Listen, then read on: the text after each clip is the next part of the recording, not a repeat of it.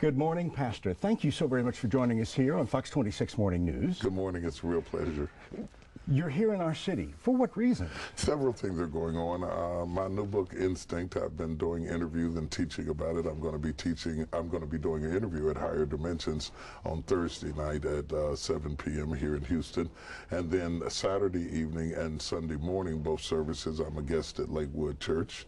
And I'm doing press and book signings, that sort of thing. Your book, your newest book, Instinct, the power to unleash your inborn drive. What's this all about? You know, it's exciting. It was something that happened to me, somewhat of an epiphany in South Africa. While I was on a safari, I was a guest over there for the first group of black billionaires after the apartheid, and it was an economic empowerment session. When I had taught the session, they allowed me to go on a safari. I went on a safari with a zoologist and a Zulu, and I had a life-changing experience. I found that the zoologist was quite adept at describing the animals, but only the Zulu knew how to find them. And from that premise, I walked away understanding that I was juxtaposed between intellect and instinct. Do we all have that instinct? I think we all do have that instinct, whether we utilize it or not. Most of us respond to life doing what we have to do and responding to what people needed us to do, contorted into all types of jobs and lifestyles and situations in response to situations that seemingly were beyond our control. Eventually, we come to the point that we yearn to be who we were created to be and to find that spot in which our personality type fits and functions most adeptly. If you don't think you have that instinct, how do you discover it and how do you nurture it? That's a great question. I think one of the things that helps you to be able to discover your own, one of the things that helps you to be able to discover your own instinct is the opportunity to have moments of reflection, which we seldom get. Secondly, to be able to notice those things that stimulate you, that invigorate you when you do them, that are natural to you, and you are fueled by opportunities to operate in those areas.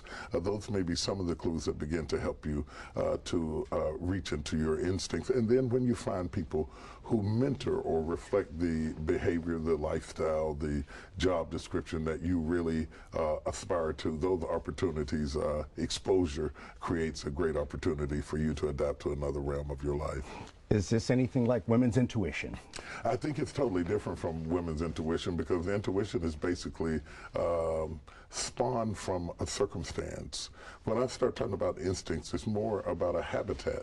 Where would you best be suited? Where, with your personality, with your skill set, with your gifts, where would you best be suited so that you can do, earn, work, live, and play in an environment that is suited and conducive to the type of person that you are? Let's talk about some things that you do outside of the church. Movies per se. Heaven is for Real and Winnie Mandela.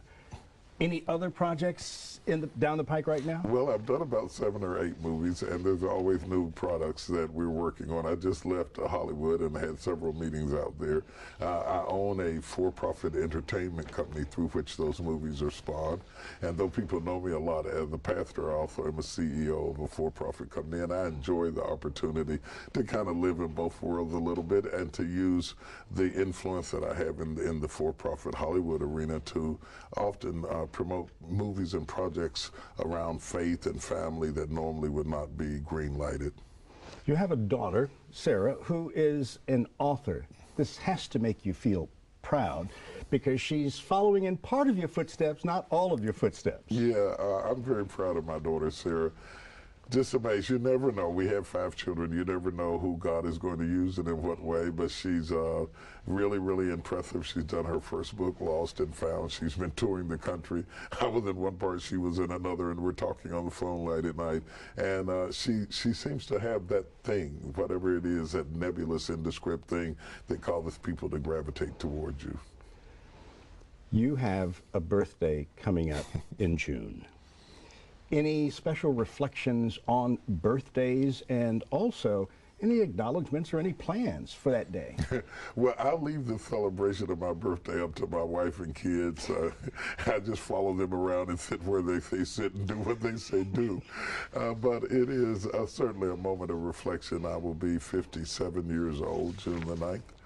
And I don't know where the time went. Last time I looked, I was 30-something.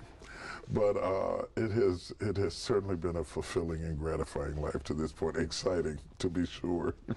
What's it like to be a pastor of more than 30,000 people? You know, pastoring my church feels like it did when I had 30 people. I mean, the 30,000 members in our church right now, it doesn't feel like a big church because I think we just have a big storefront. And it has attracted people of 25 different nationalities. Our services are animated and they're very exciting and exuberating. It doesn't feel like a mass of people. It feels like you're sitting with your family. Well, we are so very thankful for you visiting our community and sharing your thoughts and your ideas with us. It's always a pleasure to be here in Houston and to have an opportunity to be here on Fox.